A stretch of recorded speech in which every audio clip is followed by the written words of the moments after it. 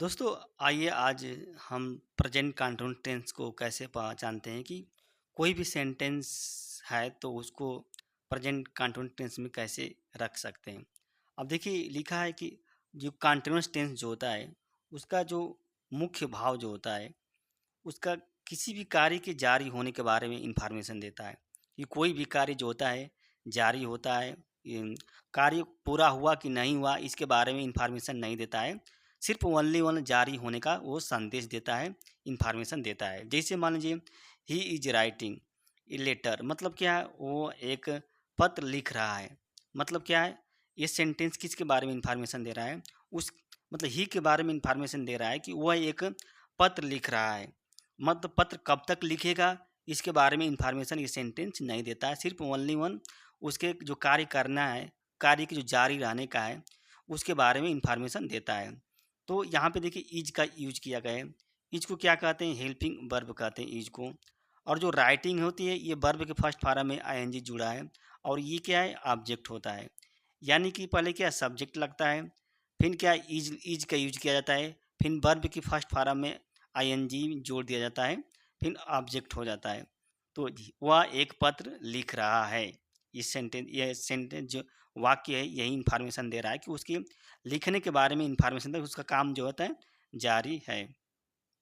और they are harvesting their crop, मतलब they, फिर दे क्या है, सब्जेक्ट है ये। हार्वेस्टिंग आर लगा है, फिर हार्वेस्टिंग मतलब काट रहे हैं अपने फसल को, वे अपने फसल को काट रहे हैं, ये इन्फॉर्मेशन बता रहा है। लेकिन ये नहीं बता रहा है कि ये वे अपने फसल को कब तक काटेंगे। सिर्फ काटने के बारे में बता रहा है कि वर्तमान में वो फसल को काट रहे हैं। मतलब काटने की जो प्रक्रिया वो जारी है, सिर्फ वही बता रहा है। वो कब तक जारी रहेगी वो नहीं बता रहा है। तो इसमें क्या होता है, इसमें आर लगा है, आर के बाद क्या है, वर्ब की जो फर्स्ट फॉर्म है उसमें आईएनजी जुड़ा है, फिर क्या है, ऑब्जेक्ट का यूज किया गया है। तो अगर कोई सेंटेंस हो इस फॉर्म में है तो समझिए कि प्रेजेंट कंटिन्यूअस टेंस है। यानी कि सब्जेक्ट फिर आर, फिर वर्ब की फर्स्ट फॉर्म में आईएनजी, फिर क्या होता है, ऑब्जेक्ट। तो वो सेंटेंस जो होता है प्रेजेंट कंटिन्यूअस टेंस के अंतर्गत आता है। अब देखिए इसमें लिखा है कि आई एम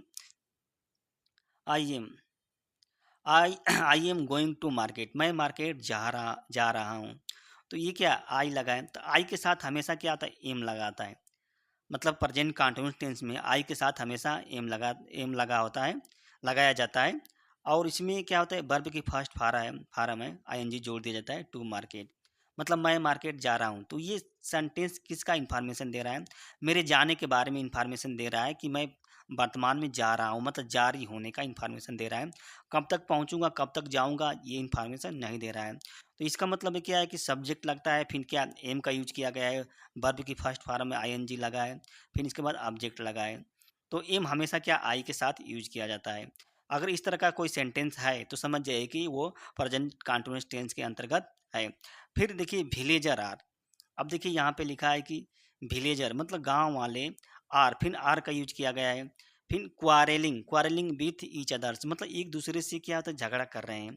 गांव वाले क्या एक दूसरे से झगड़ा कर रहे हैं। मतलब यहाँ भी क्या होता है, वर्ब के फर्स्ट फॉर्म में आईएनजी जुड़ा है, फिर आर का यूज किया गया है, सब्जेक्ट लगा है।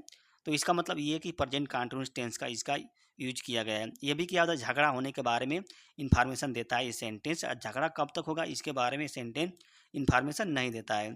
फिर देखिए ऑल इंडियंस, मतलब सभी भारतीय, आर एक्सप्रेसिंग, मतलब एक्सप्रेसिंग मीन होता है व्यक्त कर रहे हैं। क्या व्यक्त कर रहे हैं, ग्रीफ, ग्रीफ मीन्स होता है दुख, ओवर द डेमाइज, देखिए डेमाइज मीन्स होता है मृत्यु होती है। आप रतन टाटा, रतन टाटा मतलब रतन टाटा की मृत्यु पर सभी भारतीय क्या है, दुख व्यक्त कर रहे हैं। मतलब सभी भारतीय, इसमें क्या होता है, दुख व्यक्त करने की जो प्रक्रिया है उसके बारे में ये सेंटेंस बता रहा है। और दुख कब तक व्यक्त करेंगे ये सेंटेंस नहीं बता रहा है। तो आर के बाद क्या होता है, वर्ब की फर्स्ट फॉर्म में आईएनजी जुड़ा है।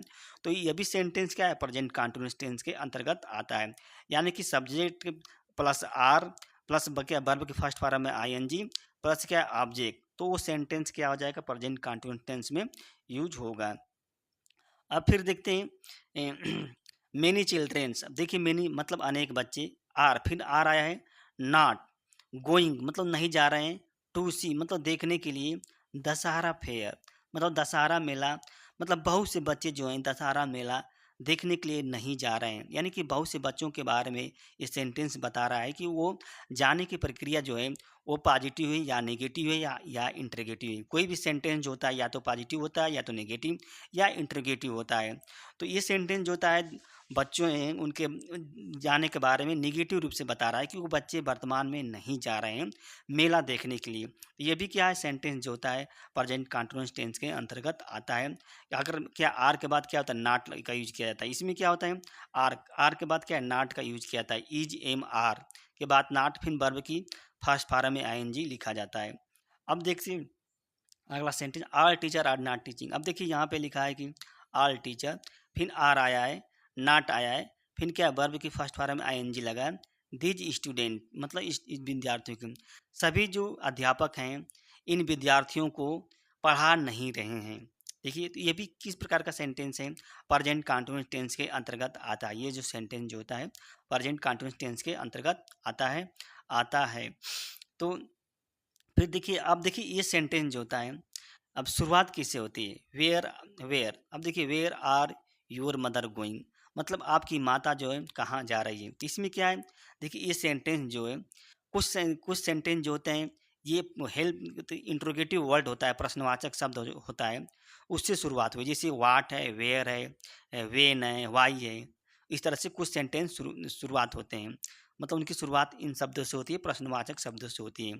उसके बाद क्या है, हेल्पिंग वर्ब लगा है। उसके बाद क्या है, सब्जेक्ट लगा है। उसके बाद क्या है, वर्ब की फर्स्ट पारा में आईएनजी जुड़ा है। तो इसका मतलब इस तरह का अगर कोई सेंटेंस आता है तो समझ जाइएगा कि वो सेंटेंस जो है प्रेजेंट कंटीन्यूअस टेंस के अंतर्गत है। Where are your mother going, मतलब आपकी माता कहाँ जा रही है। मतलब क्या है, क्वेश्चन वर्ड दिया है, क्वेश्चन शब्द के बाद क्या आता है, helping verb is am are का यूज किया गया है। उसके बाद क्या है, सब्जेक्ट का यूज किया गया है। उसके बाद गोइंग का यूज किया गया है। इसी तरह से वाई आर, देखिए why are farmers not ploughing their field, मतलब किसान जो है अपने खेत की जुताई नहीं कर रहे हैं। ये भी सेंटेंस किसके बारे में बता रहा है, किसानों के बारे में बता रहा है, लेकिन निगेटिव रूप से इंफॉर्मेशन दे रहा है कि जो किसान जो है अपने खेतों की जुताई नहीं कर रहे हैं। तो वाई, देखिए वाई से स्टार्ट हुआ है। वाई के तुरंत बाद क्या, आर लगा है, क्योंकि आर जो होता है प्लूरल के साथ यूज किया जाता है। आर यानी कि फार्मर, बहुत से किसान जो हैं, ये प्लूरल है, सिंगुलर नहीं है, तो आर का यूज किया गया है। नॉट प्लेइंग मतलब अपने खेतों की जुताई नहीं करें। तो अगर मतलब इस तरह का कोई भी सेंटेंस है तो समझ जाइए कि वो क्या प्रेजेंट कंटीन्यूअस टेंस के अंतर्गत आता है। इसी तरह से देखिए, are you not writing anything, मतलब आप कुछ कुछ चीज़ नहीं लिख रहे हैं, कुछ। आर देखिए ये सेंटेंस जो है हेल्पिंग वर्ब से ही स्टार्ट हो गया है। ये सेंटेंस जो है हेल्पिंग, जैसे इज है, एम है, आर है, ये क्या है, हेल्पिंग वर्ब है।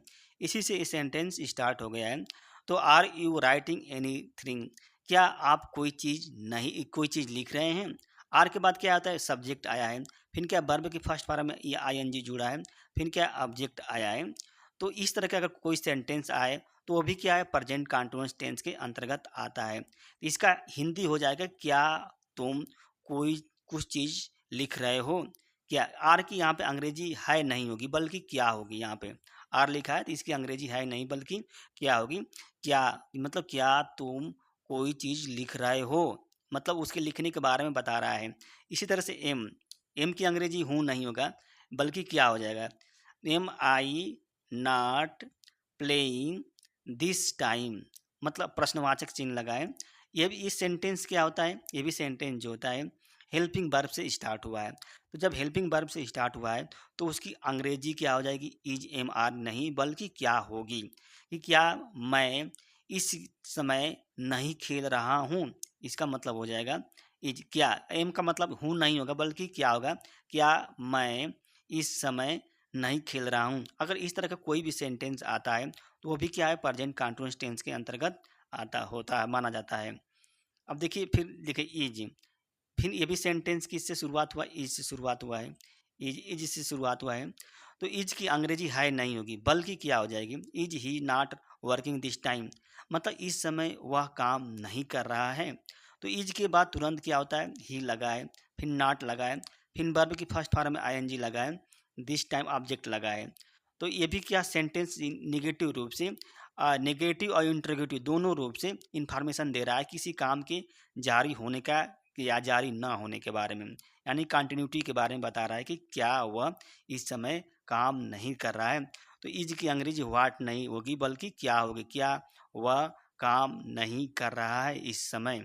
इसी तरह से इज यहाँ भी लगा है, इसकी भी अंग्रेजी क्या हो जाएगी, ये भी क्या है, is Ram repairing their his bike, मतलब क्या राम जो है अपनी बाइक का रिपेयरिंग कर रहा है, मरम्मत कर रहा है, ये सेंटेंस हो जाएगा।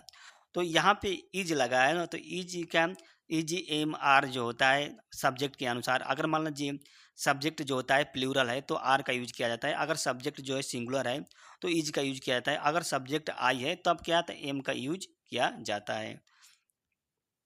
इसी तरह से देखिए अब फिर आ गया है वाई, वाई से स्टार्ट हुआ है, वाई के तुरंत में क्या आता है, हेल्पिंग वर्ब आती है, फिर सब्जेक्ट आता है, फिर नॉट आता है, फिर सिंगिंग आएगा, ये सॉन्ग आएगा।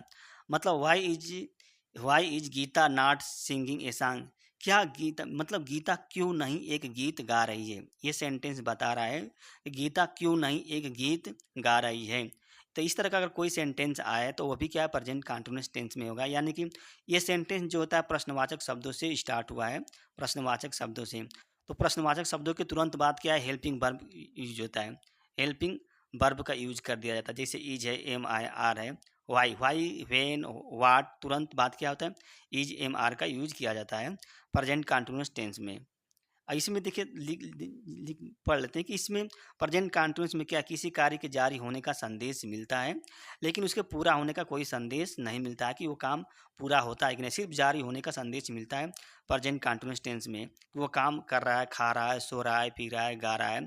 अब देखिए mother is a cooking their food, मतलब क्या है, इससे क्या इन्फॉर्मेशन मिल रहा है, ये सेंटेंस इन्फॉर्मेशन देता है कि माता जी क्या है, खाना बना रही हैं, और खाना कब तक बना रही हैं इसका इन्फॉर्मेशन नहीं मिलता है। इसी तरह से ऑल सेलर जो हैं, सभी विक्रेता है, आर सेलिंग देयर प्रोडक्ट, अपने उत्पाद को बेच रहे हैं, ये भी। इसी तरह से Ram is going to Delhi to visit his brother, Ram जो होता है क्या जा रहा है, कहाँ दिल्ली जा रहा है, टू विजिट मतलब मिलने के लिए, किससे, अपने भाई से मिलने के लिए, अपने भाई से मिलने के लिए क्या है, राम दिल्ली जा रहा है।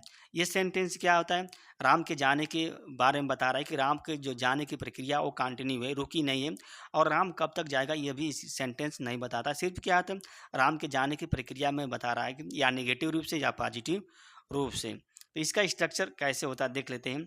अगर कोई सेंटेंस इस फॉर्म में आता है, इस स्ट्रक्चर में आता है, तो समझिए कि प्रेजेंट कंटिन्यूअस टेंस होता है। जैसे मतलब सब्जेक्ट आता है, फिर उसके बाद इज एम आर का आता है, फिर क्या वर्ब की फर्स्ट फॉर्म आती है, फिर ऑब्जेक्ट आता है, तो वो सेंटेंस जो होता है प्रेजेंट कंटिन्यूअस टेंस के अंतर्गत आता है। इसी तरह से अगर मान लीजिए देखिए कोई सेंटेंस सब्जेक्ट के आता है, फिर इज एम आर के साथ, मतलब उसके बाद आता है, फिर नॉट आता है, अगर नेगेटिव सेंटेंस है तो इज एम आर के बाद क्या आता है, नॉट आ जाता है, फिर वर्ब की फर्स्ट फॉर्म में आई एन जी लगता है, तो वो ऑब्जेक्ट लगता है, तो सेंटेंस जो होता है प्रेजेंट कंटिन्यूअस टेंस के अंतर्गत आता है। फिर अगर कोई सेंटेंस जो होता है प्रश्नवाचक शब्दों से स्टार्ट होता है, जैसे वेन है, वाट है, वाई है, फिर उसके बाद क्या है, इज एम आर आता है, फिर उसके बाद सब्जेक्ट आता है, फिर वर्ब की फर्स्ट फॉर्म में आई एन जी आता है, और ऑब्जेक्ट आता है, तो इस तरह का सेंटेंस भी क्या होता है, प्रेजेंट कंटिन्यूअस टेंस के अंतर्गत आते हैं। मतलब तो आपको स्ट्रक्चर को ध्यान में रखना है। फिर देखिए उसी तरह से इज एम आर, अगर मतलब कोई सेंटेंस इस फॉर्म में आ रहा है, इस स्ट्रक्चर में, तो उसकी अंग्रेजी जो होती है इज एम आर की, बल्कि रियल मीनिंग नहीं होगी, इसकी अंग्रेजी क्या हो जाएगी, क्या से हो जाएगा, क्या, इसकी अंग्रेजी क्या हो जाएगा। तो फिर उसके बाद क्या, तुरंत क्या सब्जेक्ट आता है, वर्ब की फर्स्ट फॉर्म में आता है, फिर आई एन जी लगता है, ऑब्जेक्ट लगता है।